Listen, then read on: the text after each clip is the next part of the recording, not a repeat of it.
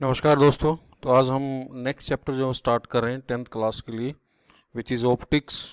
Optics की दो branches हैं, ray optics and wave optics. तो 10th क्लास में हम रे ऑप्टिक्स के बारे में पढ़ते हैं।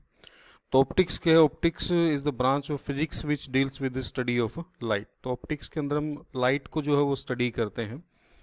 तो जो ऑप्टिक्स है उसकी मैंने अभी जैसे बताया कि दो ब्रांचेज हैं, ray optics and wave optics. तो रे ऑप्टिक्स जो है it is based on the fact that light propagate in a straight line. That is light जो है वो रेक्टिलिनियर पाथ जो फॉलो करती है, that is straight line path follow करती है। नेक्स्ट इज लाइट जो है वो है क्या एक्चुअल में। तो लाइट को कैसे हम डिफाइन करेंगे। तो जैसे कि 9th क्लास में आपने लास्ट चैप्टर फिजिक्स में साउंड आपने स्टडी किया था, तो आपने बताया था कि साउंड जो है वो एक it is a kind of wave या रेडिएशन। तो उसी टाइप से जो लाइट जो है वो भी क्या है, it is a kind of radiant energy which produces sensation of site. Sound जो है वो it is a kind of radiant energy which produces sound sensation of hearing. Similarly it is a kind of radiant energy which produces sensation of site.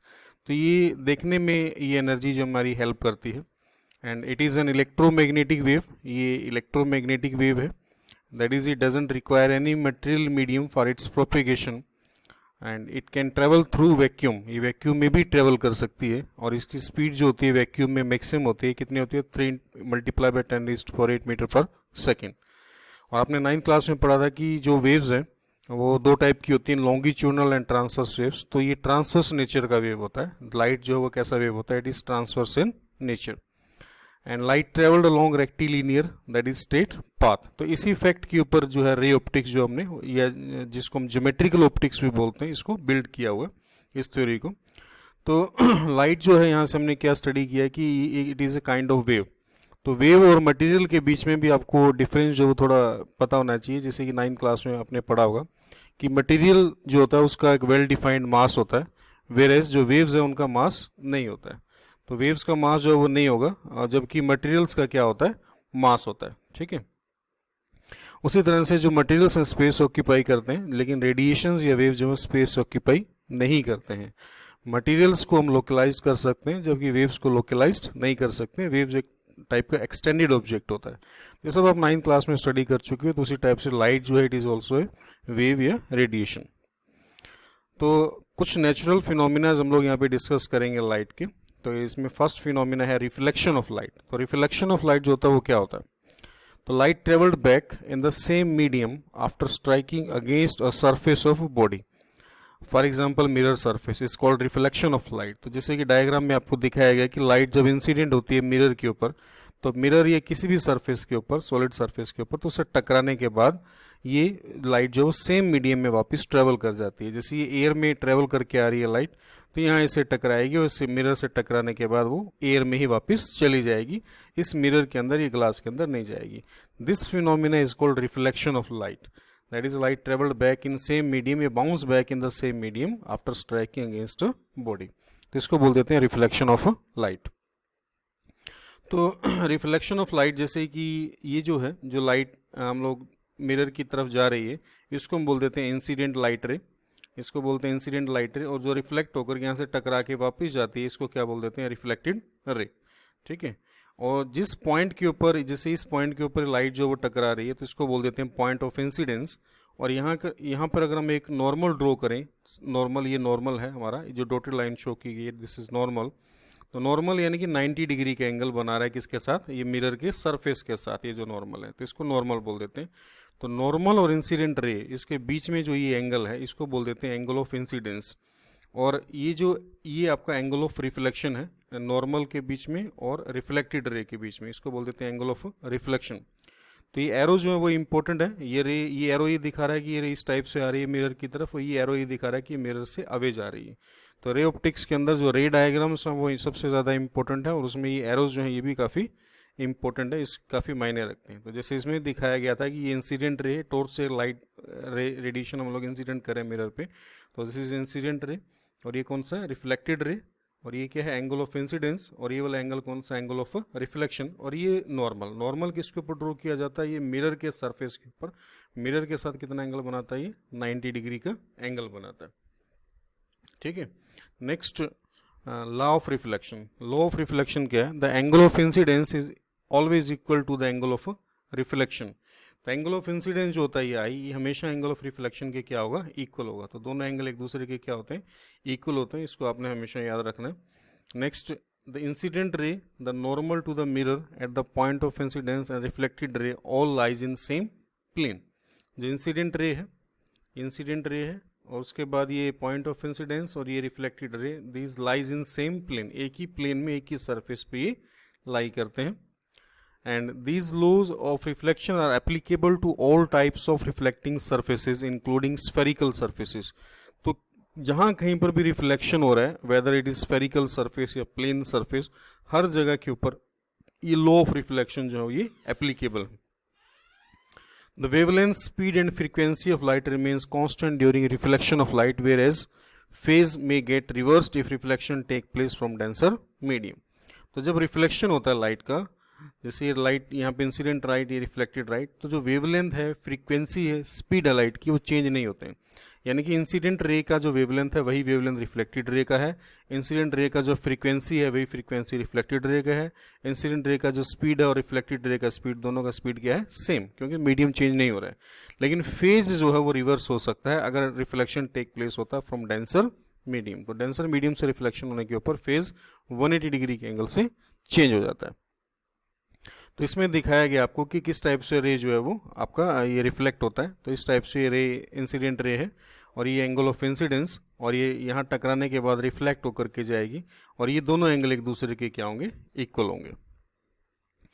ये question में आप देख सकते हैं इसमें ये जैसे ये जो है मिरर है आपके पास एक ये, और एक रे जो है इसके ऊपर इंसिडेंट हुआ, और ये मिरर के साथ जो है ये वाला एंगल कितना बना रहा है, 10 डिग्री का एंगल है ये वाला। तो what is the angle of reflection in the given diagram. तो इस डायग्राम के अंदर एंगल ऑफ रिफ्लेक्शन कितना होगा, तो आप देख सकते हैं कि ये वाला एंगल 10 डिग्री है, लेकिन नॉर्मल जो हमारा वो ये है और ये इंसिडेंट रे है, तो हमें ये वाला एंगल ऑफ इंसिडेंस ये वाला एंगल होता है। तो ये अगर 90 डिग्री का एंगल है तो 90 माइनस 10 ये वाला एंगल आपका 80 डिग्री हो जाएगा। तो एंगल ऑफ इंसिडेंस 80 है, इसलिए एंगल ऑफ रिफ्लेक्शन भी क्या होगा इस केस में, 80 डिग्री होगा। तो ये 80 डिग्री, ये भी 80 डिग्री। तो we can see only those objects which either produces light or reflect some light incident on it। हम उन्हीं चीज़ों को देख पाते हैं जो खुद लाइट को प्रोड्यूस करते हैं, जैसे हम सन को देख पाते हैं, क्योंकि सन जो है वो लाइट का सोर्स है और लाइट को प्रोड्यूस कर रहा है, ठीक है। तो उसी, और जैसे ये पेंसिल को हम इसलिए देख पाते हैं, पेंसिल जो है वो तो लाइट प्रोड्यूस नहीं करती है, लेकिन सन की लाइट जब इस पेंसिल के ऊपर पड़ती है तो ये रिफ्लेक्ट करती है, और रिफ्लेक्ट होने के बाद ये लाइट हमारे ऑब्जर्वर की आइज़ में जाती है, तो हम लोग इसको पेंसिल को देख पाते हैं। तो उसी तरह से हम दूसरी चीज़ों को देखते हैं, हम बुक रीड करते हैं या कोई भी चीज़ जब हम देखते हैं तो या तो वो लाइट को प्रोड्यूस कर रही है या फिर वो लाइट को रिफ्लेक्ट कर रही है। तो रिफ्लेक्शन की वजह से ही हम लाइट ऑब्जेक्ट्स को देख पाते हैं। अब ये क्वेश्चन एक राइज होता है कि why red rose appeared red. तो रेड रोज हमें दिखाई देता है क्योंकि रोज जो है वो लाइट को रिफ्लेक्ट करता है, दैट्स वाई रोज हमें दिखाई दे रहा है, but why it appears red, लेकिन वो रेड ही क्यों दिखाई देता है, and what will be its colour in green light. तो जैसे कि आपको डायग्राम में दिखाया गया इसमें कि सन से जब ये लाइट इंसिडेंट होती है इन रोजेस के ऊपर, तो सनलाइट जो है it is combination of 7 different wavelengths या 7 डिफरेंट कलर्स। तो जब ये 7 डिफरेंट कलर्स की ये वेवलेंथ्स इस पर इंसिडेंट होती है, तो ये जो रोजेज हैं ये सभी वेवलेंथ्स को एब्जॉर्व कर लेते हैं एक्सेप्ट रेड वेवलेंथ। जो रेड कलर की जो लाइट है वो उसको ये रिफ्लेक्ट करते हैं, और वो रिफ्लेक्टेड लाइट ऑब्जर्वर की आइज में जाती है, तो हमें ये रेड दिखाई देते हैं। तो ये हर सब्सटेंस की डिफरेंट कैरेक्टरिस्टिक्स होती हैं, क्योंकि इलेक्ट्रॉनिक कॉन्फ़िगरेशंस डिफरेंट है, तो कि कौन सी लाइट को, कौन सी वेवलेंथ्स को एब्जॉर्व करेगा, वो सब के लिए डिफरेंट होता है। तो we know that sunlight consists of 7 different wavelengths or color. When sunlight is incident on rose, it absorb all wavelengths except red. Red को छोड़ के सभी को absorb करता है. That is, red wavelength is reflected by rose, hence it appears red in sunlight. If a body reflects all wavelengths of incident sunlight, then it appears white. अगर कोई भी बॉडी सभी वेवलेंथ्स को रिफ्लेक्ट करता है तो उसका कलर कैसा होगा, white. And if a body absorb all wavelengths of incident sunlight then it appears black. और अगर वो सभी को एब्जॉर्व कर लेता है तो उसका कलर क्या हो जाएगा, ब्लैक, ठीक है। And rose appears black in green light. तो अगर हम ग्रीन लाइट में देखेंगे, तो जैसे कि ये ग्रीन लाइट है, ये ब्लू लाइट इसके ऊपर इंसिडेंट किया हमने रोजेस के ऊपर, तो वी नो दैट कि ये सभी वेवलेंथ्स को एब्जॉर्व करता है एक्सेप्ट रेड। तो इन दोनों कलर्स को ये एब्जॉर्व कर लेगा, यानी कि रिफ्लेक्शन, यहाँ पे कोई भी कलर रिफ्लेक्ट नहीं होगा, नो लाइट इज रिफ्लेक्टेड। तो ऑब्जर्वर की आंखों में जब लाइट ही नहीं जाएगी तो उसको ये कैसा अपीयर होगा, ब्लैक। तो इसलिए ब्लैक अपीयर होगा इन green light. We can see our image clearly when reflection take place from mirror, but not in newspaper when we read it. Why? तो जो मिरर जो है वो भी रिफ्लेक्शन के ऊपर बेस्ड है, और जब हम न्यूज़पेपर रीड करते हैं या बुक रीड करते हैं तो वो भी रिफ्लेक्शन के ऊपर ही बेस्ड है। लाइट रिफ्लेक्ट होती है और इस टाइप से हम लोग वर्ड्स को या ऑब्जेक्ट्स को देख पाते हैं और उनको रीड कर पाते हैं। तो मिरर में हमें इमेज दिखाई देता है अपना, लेकिन न्यूज़पेपर में हमें अपना इमेज क्लियर क्यों नहीं दिखाई देता है, क्वेश्चन ये है। तो उसका आंसर जो है इन दो डायग्राम्स के अंदर आप देख सकते हैं कि मिरर का जो सरफेस होता है वो प्लेन सरफेस होता है, स्मूथ सरफेस होता है। तो फ्लैट सरफेसेस रिफ्लेक्ट परफेक्टली, जो फ्लैट सरफेसेस हैं उनका रिफ्लेक्शन स्मूथ होगा, परफेक्ट होगा, इसको बोलते हैं स्पेकुलर रिफ्लेक्शन।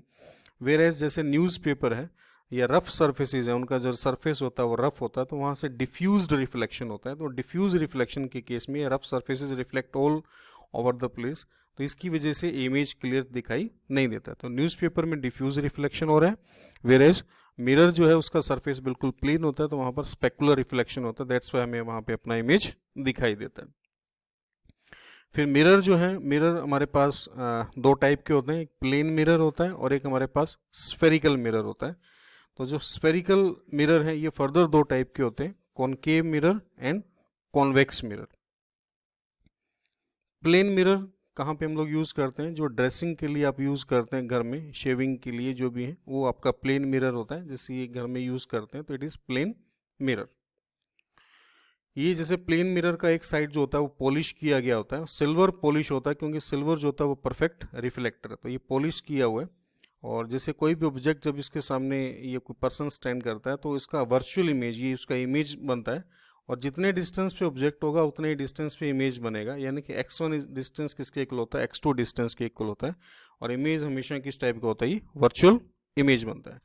तो plane mirror, image found by plane mirror is always virtual and erect. जो प्लेन मिरर है हमेशा वर्चुअल इमेज बनाएगा और इरेक्ट, सीधा इमेज बनाएगा, यानी कि हमें हेड हम ऊपर दिखाई देगा, लेग्स डाउनवर्ड डायरेक्शन में इस टाइप से दिखाई देती हैं, और सेम डिस्टेंस के ऊपर बनेगा। Size of the image is equal to the size of the object, इसलिए मैग्निफिकेशन इसका 1 हो जाएगा, +1। ठीक है, मैग्निफिकेशन 1 होगा। मैग्निफिकेशन का मीनिंग होता है the ratio of size of image to size of object. Because size of image is equal to size of object, इसलिए मैग्निफिकेशन इसका 1 होता है। Image formed is as far behind the mirror as the object is in front of it. तो ये भी आपको जैसे बताया था कि x1 डिस्टेंस किसके इक्वल होता है, x2 डिस्टेंस के, यानी कि ऑब्जेक्ट का डिस्टेंस फ्रॉम द मिरर और इमेज का डिस्टेंस फ्रॉम द मिरर क्या होता है, सेम होता है for plane mirror. Plane mirror का जो फोकल लेंथ है वो कितना होता है, वो इनफाइनाइट होता है। Focal length and radius of curvature plane mirror का कितना होगा, इनफाइनाइट होगा हमारे पास। नेक्स्ट जो है स्फेरिकल मिरर, वो नेक्स्ट टाइम करेंगे हम लोग।